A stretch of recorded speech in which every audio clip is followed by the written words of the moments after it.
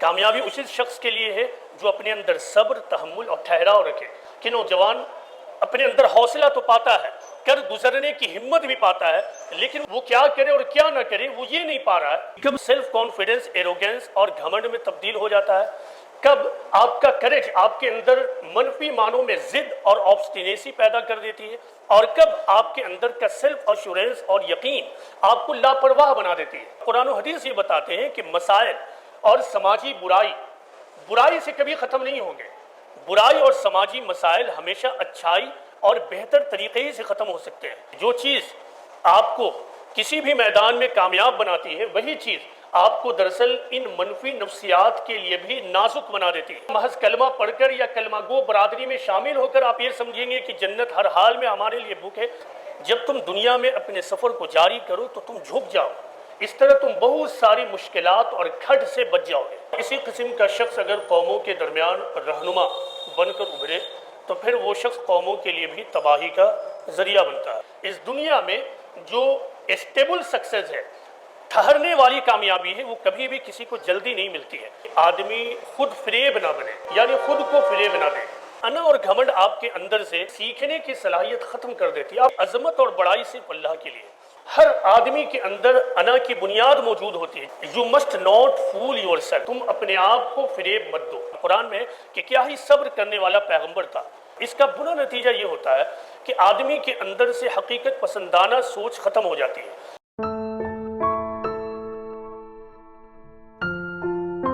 حاضرین،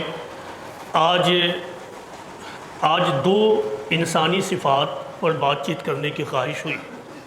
ایک چیز ہے عاجزی یعنی موڈیسٹی، اور دوسری چیز ہے صبر۔ عاجزی اور صبر، اس کے برعکس جو انسانی صفات ہیں، جو کہ منفی صفات ہیں، وہ ہے انا، غصہ، بے صبراپن۔ جب آپ قرآن و حدیث کا مطالعہ کریں گے، تاریخ کا مطالعہ کریں گے، تو آپ یہ پائیں گے کہ قرآن و حدیث اور تاریخ، سائنس، یہ سب ہمیں بتاتے ہیں کہ انسان کے لیے اس دنیا اور دین، دنیا اور آخرت دونوں کی کامیابی دراصل موڈیسٹی اور پیشنس کی صفت میں ہے، یعنی عاجزی اور صابرانہ صفت میں ہے۔ جو شخص انا پرست ہو، جس شخص کے اندر تکبر ہو، غصہ ہو، اس شخص کے لیے اس دنیا اور آخرت دونوں میں صرف اور صرف ناکامی اور تباہی ہے۔ خواہ وہ ذاتی زندگی کا معاملہ ہو یا پھر سماجی اور قومی زندگی کا معاملہ ہو، دونوں معاملے میں اگر ایک آدمی ایروگنٹ ہے یعنی گھمنڈی ہے، اس کے اندر تکبر ہے، اس کے اندر انا ہے، غصہ ہے، منتقم مزاج ہے، تو پھر ایسا شخص اپنی زندگی میں بھی ناکام ہوگا۔ اور اسی قسم کا شخص اگر قوموں کے درمیان رہنما بن کر ابھرے تو پھر وہ شخص قوموں کے لیے بھی تباہی کا ذریعہ بنتا ہے۔ قرآن و حدیث کو پڑھے، تاریخ کا مطالعہ کیجیے، یہ سب ہمیں اسی طرف رہنمائی کرتے ہیں۔ اس سلسلے میں سب سے پہلی بات، یہ بات آج کی خاص طور سے نوجوانوں کے لیے ہے، کیونکہ یہ انا، گھمنڈ، ایروگنس نوجوانوں کے لیے زیادہ مسئلہ بنے گا۔ جن لوگوں نے اپنی زندگی گزار لی ہے، انہوں نے تو زندگی گزار لی، لیکن جن کی زندگی ابھی باقی ہے، انہیں اپنی زندگی کا لاہ عمل تیار کرنا ہوگا کہ وہ کس نہج پر اور کس طریقے پر اپنی زندگی گزاریں۔ اس سلسلے میں سب سے بنیادی بات کیا ہے؟ سب سے بنیادی بات یہ ہے کہ آدمی خود فریب نہ بنے۔ خود فریب یعنی خود کو فریب نہ دے۔ اکثر ایسا ہوتا ہے کہ آدمی جھوٹ، غیر حقیقت پسندانہ سوچ، سماج کے رسم و رواج کے ذریعے اپنے آپ کو دھوکہ دیتا ہے۔ وہ جھوٹ کو سچ سمجھتا ہے، دھوکے کو بھی ایمانداری سمجھنے لگتا ہے۔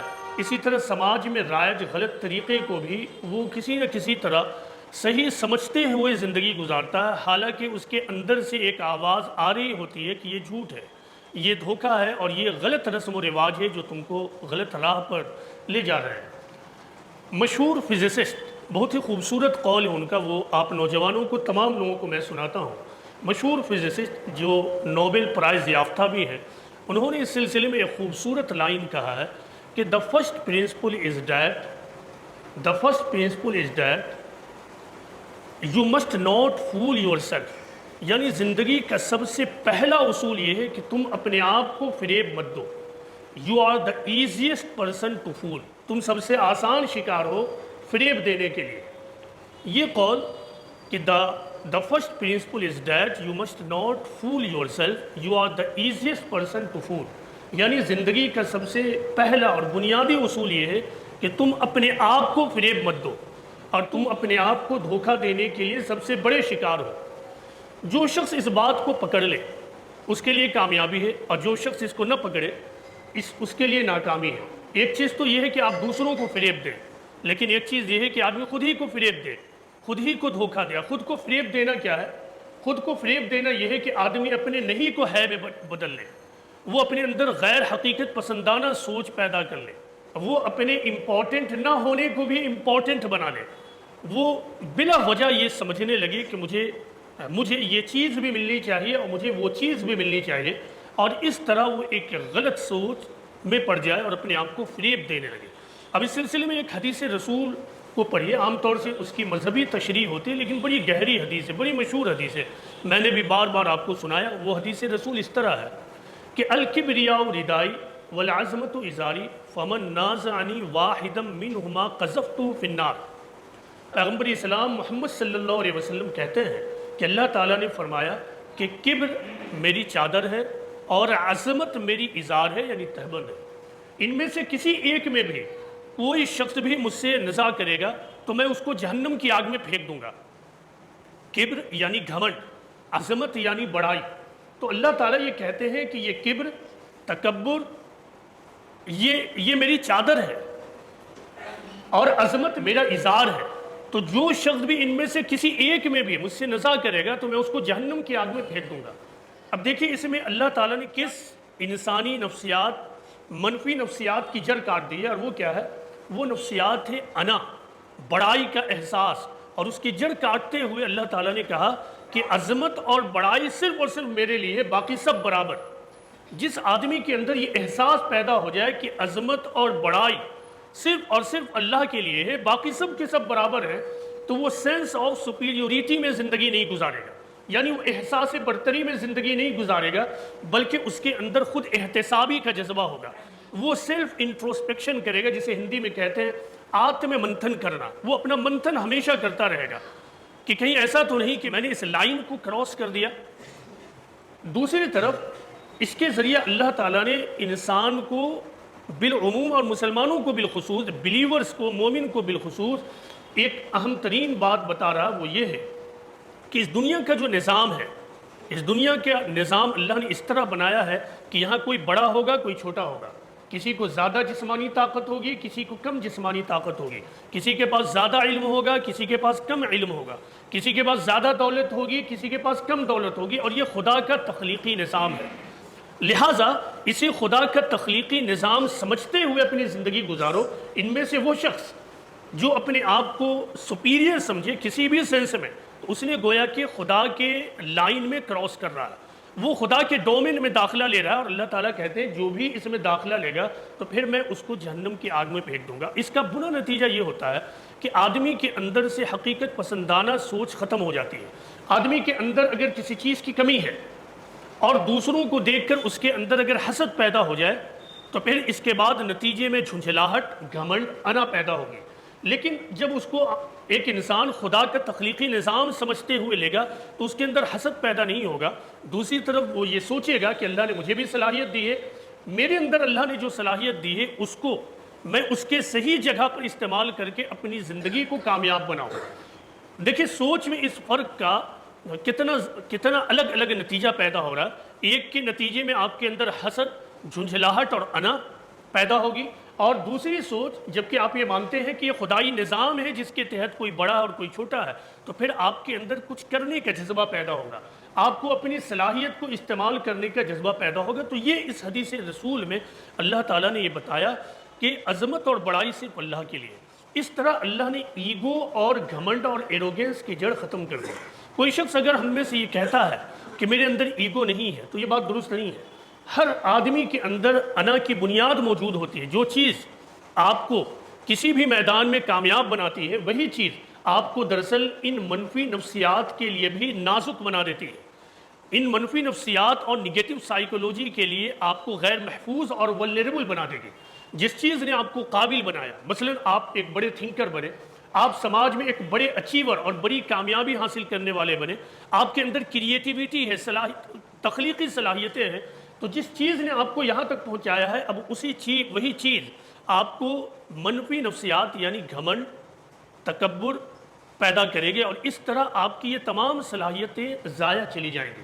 قرآن و حدیث، تاریخ، سائنس، یہ سب ہمیں بتاتے ہیں کہ ایک طرف موڈیسٹی آدمی کو آگے بڑھاتی ہے، عاجزی، خاکساری آدمی کے لیے کامیابی کا ذریعہ ہے، اور دوسری طرف گھمنڈ، تکبر ایک آدمی کو اسی طرح زمین کے نیچے دھسا دیتی ہے جس طرح گریویٹیشنل فورس کسی چیز کو اپنی طرف کھینچتی ہے۔ آپ نے دیکھا ہوگا کہ جب بلندی سے کسی چیز کو چھوڑے تو وہ سیدھے دھڑام سے نیچے گرتی ہے، تو یہ دراصل زمین کا قوت ثقل اور گریویٹیشنل فورس ہے، جس کو ہندی میں گروتواکرشن بل کہتے ہیں، وہ چیزوں کو نیچے کھینچ لیتی ہے۔ اسی طرح کامیابی کے خلاف جو گروتواکرشن ہے، گریویٹیشنل فورس ہے، وہ کیا ہے؟ وہ ہے آپ کی انا، آپ کے اندر کا ایگو۔ آپ کے اندر کا ایگو آپ کو کامیاب بنانے سے روک دیتا ہے، اس دنیا میں بھی اور آخرت میں بھی۔ دینی اعتبار سے بھی ایک آدمی نے چند وقت نمازوں کی پابندی کر دی، صوم صلات کا پابند بنا، اس نے حج و عمرہ بھی کر لیا، اب اس نے سمجھا کہ میرا ایمان مکمل ہو چکا ہے اور میں سماج میں سب سے بہتر ہوں۔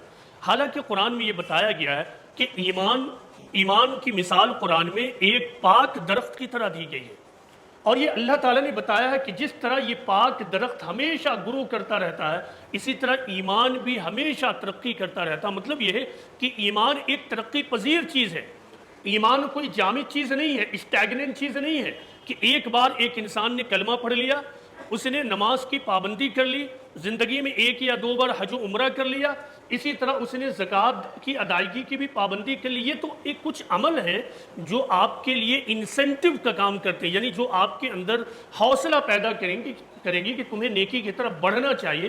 یہی بس نہیں، یعنی یہی دنیا کا معاملہ ہے اور یہی آخرت کا معاملہ ہے کہ جب آدمی اپنی سوچ کو صحیح ڈائریکشن میں نہ رکھے، اپنے اندر انا پیدا کر لے، تو وہ ایمان کے معاملے میں بھی کمزور ہوگا اور دنیا کے معاملے میں بھی وہ کمزور ہوگا۔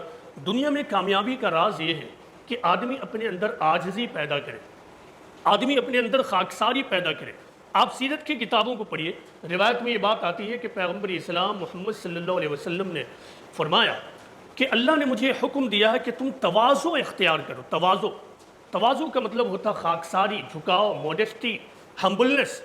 تو اللہ کے رسول نے کہا ہے کہ اللہ تعالیٰ نے مجھ پر وحی کی ہے کہ میں تواضع اختیار کروں۔ اس کا مطلب یہ ہے کہ جو دیندار شخص ہوگا، سچے معنوں میں ایمان کا راستہ اختیار کرے گا، جس نے اپنی زندگی میں سچے معنوں میں اسلام کو داخل کیا ہوگا، وہ ایک متواضع انسان ہوگا، وہ ایک موڈسٹ انسان ہوگا، وہ ایک خاکسار انسان ہوگا۔ اس کے اندر ایروگینس، تکبر، اکڑ اور انا نہیں ہوگی۔ یہ چیزیں دراصل ایک منفی چیز ہے۔ ہمیں چاہیے کہ اگر ہم دنیا اور آخرت دونوں کی کامیابی چاہتے ہیں تو ہم اپنے اندر سے انا کو ختم کریں، گھمنڈ کو ختم کریں۔ انا کا استعمال اگر صحیح ڈھنگ سے ہو تو آدمی کے اندر صحیح صلاحیت بھی پیدا ہوتی ہے۔ آدمی کو کامیابی حاصل کرنے کے لیے کچھ چیزوں کی ضرورت ہوتی ہے، چاہے وہ دنیا کا معاملہ ہے یا دین کا، مثلا سیلف کانفیڈنس یعنی خود اعتمادی۔ اسی طرح آدمی کے اندر ایک یقین ہونا چاہیے جسے آپ کہہ سکتے ہیں سیلف ایشورنس۔ اسی طرح آدمی کے اندر کریج ہونا چاہیے۔ تو self confidence, courage and self assurance یعنی خود اعتمادی، حوصلہ اور خود پر یقین، یہ بڑی اچھی صفات ہے۔ لیکن آپ کو معلوم ہے کہ کب سیلف کانفیڈنس ایروگینس اور گھمنڈ میں تبدیل ہو جاتا ہے، کب آپ کا کریج آپ کے اندر منفی معنوں میں ضد اور آبسٹینیسی پیدا کر دیتی ہے، اور کب آپ کے اندر کا سیلف ایشورنس اور یقین آپ کو لاپرواہ بنا دیتی ہے۔ یعنی آپ نے غلط طور سے اپنے اندر یقین پیدا کیا، آپ نے اپنے اندر حوصلہ پیدا کیا، بڑی اچھی چیز ہے، لیکن اسی کے ساتھ جو چیز آ گئی وہ ہے انا اور گھمنڈ۔ انا اور گھمنڈ آپ کے اندر سے سیکھنے کی صلاحیت ختم کر دیتی ہے۔ آپ نے پایا ہوگا سماج میں، جب آپ سماج میں گھومیں گے تو بے شمار لوگ ہیں، کچھ پڑھے لکھے، کچھ کم پڑھے لکھے۔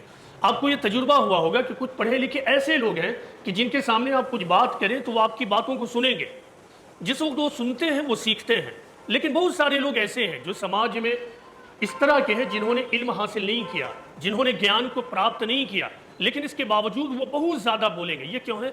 اس کے جڑ میں دراصل ایگو اور انا ہے۔ تمام انبیاء علیہم السلام یعنی پیغمبروں نے، تمام تھنکرز اور مفکرین نے یہی سبق دیا ہے کہ اگر دنیا اور آخرت دونوں میں اگر کامیابی حاصل کرنی ہے تو ہمیں اپنے اندر سے گھمنڈ اور تکبر اور انا کو ختم کرنا ہوگا۔ اس سلسلے میں ایک خوبصورت مثال دیتا ہوں۔ یہ بنجامن فرینکلن کی مثال ہے۔ انہوں نے اپنی آٹو بایوگرافی یعنی خود نوشت سوانح عمری میں ایک واقعہ لکھا ہے۔ یہ واقعہ دراصل سموئل میتھر کے ریفرنس میں انہوں نے لکھا ہے۔ وہ کہتے ہیں کہ سموئل میتھر سے میں ملنے لائبریری میں گیا۔ واپسی کے وقت جب لائبریری سے میں لوٹ رہا تھا تو انہوں نے ایک دوسرا راستہ اختیار کیا، اور یہ راستہ نسبتاً تنگ راستہ تھا، یعنی پتلا راستہ، اور اوپر سے اس کی اونچائی بھی کم تھی۔ جب ہم گزر رہے تھے تو اچانک راستے پر دیواروں کے اوپر ایک بیم آیا، اور گفتگو میں اتنا زیادہ محو تھا کہ میں اس بیم کو دیکھ نہیں پایا۔ پھر وہ یہ کہتے ہیں کہ ان کی ایک عادت یہ تھی کہ جب بھی کوئی واقعہ اور انسیڈنٹ پیش آئے اس سے کوئی نہ کوئی وہ سبق سکھا دیتے تھے۔ تو جیسے ہی وہ بیم آیا، بیم قریب آ رہا تھا، انہوں نے مجھ سے کہا اسٹوپ یعنی جھک جاؤ، لیکن اس سے پہلے کہ میں جھکوں اس بیم سے جا کر میں ٹکرا گیا۔ اس کے بعد انہوں نے کہا اب دیکھیں بیم سے ٹکرانا اور بیم سے نہ ٹکرانا سادے طور سے دیکھیں تو زندگی کے سفر میں اس کا کیا کردار ہے، لیکن جو مفکر ہوتے ہیں، جو سوچنے والے ہوتے ہیں، ہر واقعے سے کوئی سبق اور نصیحت کا پہلو نکالتے ہیں۔ انہوں نے اب بنجامن فرینکلن جو اس وقت بہت ہی نوجوان تھے، ان سے انہوں نے کہا کہ یو آر ینگ، تم ایک نوجوان ہو، you have world before you, تمہارے سامنے ایک دنیا ہے۔ As you go through it stoop you will avoid many hard thorns, جب تم دنیا میں اپنے سفر کو جاری کرو تو تم جھک جاؤ، اس طرح تم بہت ساری مشکلات اور کھڈ سے بچ جاؤ گے۔ اس کا مطلب کیا ہے کہ اپنے اندر خاکساری اور جھکاؤ پیدا کرو۔ جب اپنے اندر تم خاکساری، جھکاؤ اور تواضع پیدا کرو گے تو پھر دنیا کی بہت ساری مشکلات سے تم اپنے آپ کو بچا لو گے۔ قرآن و حدیث جو ہمیں تعلیم دیتے ہیں وہ یہی دیتے ہیں، انفرادی زندگی میں بھی اور سماجی زندگی میں بھی۔ سماجی زندگی میں قرآن و حدیث کا طریقہ یہ ہے، قرآن و حدیث کی تعلیم یہ ہے کہ جب بھی کوئی مسئلہ پیدا ہو تو وہاں پہ تم اس مسئلے کو حل کرنے کے لیے غصہ، انا اور گھمنڈ کے فریم میں مت سوچو، بلکہ اپنے اندر نرمی اور معافی اور درگزر کی صفت پیدا کرو اور اس آئینے میں چیزوں کو حل کرو۔ اور قرآن و حدیث یہ بتاتے ہیں کہ مسائل اور سماجی برائی سے کبھی ختم نہیں ہوں گے۔ برائی اور سماجی مسائل ہمیشہ اچھائی اور بہتر طریقے سے ختم ہو سکتے ہیں۔ انتقام سے کبھی آپ مسئلے کو اور برائی کو ختم نہیں کر سکتے۔ لہٰذا حدیث میں ہے کہ پیغمبر اسلام محمد صلی اللہ علیہ وسلم نے فرمایا کہ ان اللہ لا یمحو السیئۃ بالسیئۃ، کہ بلا شبہ اللہ برائی کو برائی سے نہیں مٹاتا ہے، ولکن یمحو السیئۃ بالحسن، اللہ تعالیٰ بلا شبہ برائی کو اچھائی سے مٹاتا ہے۔ ان الخبیث لا یمحو الخبیث، گندی چیز بری چیز سے صاف نہیں ہوتی ہے۔ اس طرح اسلام نے جو مزاج دیا وہ مزاج یہ ہے کہ جب بھی کوئی مسئلہ پیدا ہو تو اس مسئلے کے وقت انتقام کا طریقہ اختیار مت کرو، یعنی انا اور غصے کے آئینے میں مت سوچو۔ جب انا، ایگو اور اینگر کے فریم میں سوچو گے تو تمہارے اندر ریونج پیدا ہوگا۔ تمہیں لگے گا کہ اس نے گالی دیا ہے تو میں بھی گالی دوں، تمہیں لگے گا کہ اس نے نقصان پہنچایا ہے تو میں بھی نقصان پہنچاؤں۔ اللہ تعالیٰ کہتے ہیں کہ برائی سے ختم نہیں ہوتی ہے، بلکہ برائی بھلائی سے ختم ہوتی ہے۔ کبھی بھی برائی سے ختم نہیں ہوتی ہے۔ تمام قرآن حدیث، دنیا کے بڑے بڑے مفکرین نے یہی سبق دیا ہے۔ مشہور قول ہے مارٹن لوتھر کنگ کا کہ darkness can not drive darkness, یعنی تاریکی کو ختم نہیں کر سکتی ہے، only light can do that, یعنی صرف روشنی ہی تاریکی کو ختم کر سکتی ہے۔ Hate can not drive out hate, only love can do that, یعنی نفرت کو ختم نہیں کر سکتی ہے، صرف محبت ہی نفرت کو ختم کر سکتی ہے۔ یہ وہی تعلیم ہے جس کو پیغمبر اسلام محمد صلی اللہ علیہ وسلم نے اس حدیث رسول میں بتایا کہ ان اللہ لا یمحو السیئۃ بالسیئۃ، کہ اللہ تعالیٰ بلا شبہ برائی کو برائی سے ختم نہیں کرتا ہے، تاریکی کو تاریکی سے ختم نہیں کرتا ہے، بدی کو بدی سے ختم نہیں کرتا ہے، گندی چیز کو گندی چیز سے ختم نہیں کرتا ہے، بلکہ ولکن یمحو السیئۃ بالحسن، بلکہ برائی کو، گندی چیز کو اچھی چیز سے اور بھلائی سے ختم کرتا ہے۔ اسی لیے ہم تمام لوگوں کو، خصوصاً نوجوانوں کو، اپنے اندر یہ صفت پیدا کرنا ہے کہ گھمنڈ کو ختم کریں، تکبر کو ختم کریں اور اپنے اندر موڈیسٹی پیدا کریں، عاجزی پیدا کریں۔ یہ چیز اور یہ صفت آپ کو اس دنیا میں بھی کامیاب کرے گی اور آخرت میں بھی کامیابی دلائے گی۔ اس کے بغیر آپ دنیا میں بھی ناکام ہوگے اور آخرت میں بھی ناکام ہوگے۔ 5 وقت کی نماز پڑھ کر آپ اپنے آپ کو جنتی سمجھیں گے، چند وقت کی کوششیں کر کر آپ یہ سمجھ لیں گے کہ میری جنت بک ہو گئی ہے۔ محض کلمہ پڑھ کر یا کلمہ گو برادری میں شامل ہو کر آپ یہ سمجھیں گے کہ جنت ہر حال میں ہمارے لیے بک ہے۔ یہ تمام چیزیں دراصل غلط خود اعتمادی، یقین اور حوصلے کا نتیجہ ہے۔ لہٰذا ہمیشہ قرآن و حدیث بتاتے ہیں کہ اپنے اندر سیلف انٹروسپیکشن کو جاری رکھو، یعنی خود احتسابی آتم منتھن کرنا۔ تمام بڑے لوگ، تمام انبیاء کا ایک طریقہ یہ رہا ہے کہ وہ ہر شام مکمل ہونے کے بعد یا 24 گھنٹے میں کم از کم ایک بار اپنا احتساب کرتے ہیں، یعنی اپنے قول کا اور اپنے فعل کا اور اپنے کام کا، کہ میں نے جو کچھ دن بھر میں بولا اس میں کتنی باتیں اللہ اور اس کے رسول کی تعلیمات کے مطابق ہیں، کتنی باتیں درست ہیں اور کتنی باتیں نادرست، اور اگلے دن کے لیے یہ عہد کرنا کہ اگلا دن ہم اسی مسٹیک کے ساتھ شروع نہیں کریں گے۔ نوجوانوں کے لیے جو دوسرا بڑا مسئلہ ہے وہ مسئلہ ہے جلد بازی میں پڑنا۔ چند دنوں کی بات ہے کہ ایک کرمنل کا مرڈر بہت زیادہ مشہور ہوا۔ میں اس مرڈر پر دوسرے اینگل سے سوچ رہا تھا کہ یہ جتنے بھی شوٹرز ہیں یہ عام طور سے نوجوان ہوتے ہیں، اس میں کوئی اولڈ ایج کا نہیں ہوتا ہے۔ نوجوانی میں ہوتا یہ ہے کہ نوجوانی کی عمر میں انسان کے اندر ایسے ایسے ہارمونز نکلتے ہیں جو اس کے اندر کچھ کر گزرنے کا جذبہ اور حوصلہ پیدا کرتے ہیں۔ اگر اس حوصلے کو صحیح ڈائریکشن دیا جائے تو پھر وہ صحیح منزل تک پہنچتا ہے، اور اگر اس حوصلے کو غلط ڈائریکشن مل جائے تو پھر وہ غلط منزل پر پہنچتا ہے۔ آج نوجوانوں کا دراصل یہی ہو رہا ہے کہ نوجوان اپنے اندر حوصلہ تو پاتا ہے، کر گزرنے کی ہمت بھی پاتا ہے، لیکن وہ کیا کرے اور کیا نہ کرے وہ یہ نہیں پا رہا ہے، یعنی وہ اپنی زندگی کے مقصد کو نہیں پا رہا، وہ بے مقصد زندگی گزار رہا اور اپنے لیے، اپنی زندگی کے لیے کوئی گول سیٹ بھی کر رہا ہے تو وہ سیٹ اس طرح کہ بس آج گول سیٹ ہوا اور کل مل جائے۔ اور اس میں سب سے بڑی بیماری موجودہ نسل میں جو پیدا ہوئی ہے وہ یہ ہے کہ بہت جلد ملیونیر بن جانا، بہت جلد لکھپتی بن جانا، بہت دولت مند ہو جانا۔